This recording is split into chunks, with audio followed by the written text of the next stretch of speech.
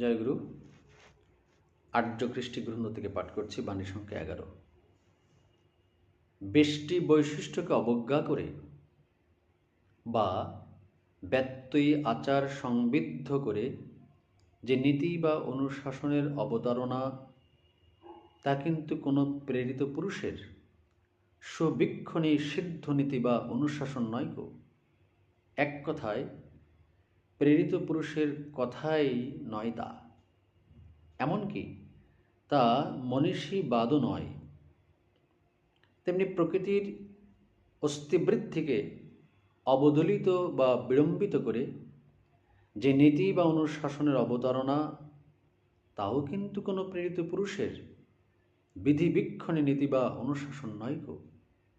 আবার শ্রেয়কেন্দ্রিক রাগ দোতনাকে উপেক্ষা করে বা আচার্য অনুরাগকে উপেক্ষা করে বা সাত্ত্বিক ধৃতিকে বা ধর্মকে উপেক্ষা করে সঙ্গতিহারা বাতুল বিপর্যয়ী নীতি বা উপদেশ, তাও কিন্তু কোনো প্রেরিত পুরুষোত্তমের অনুবেদ্য বাণী নয় গো।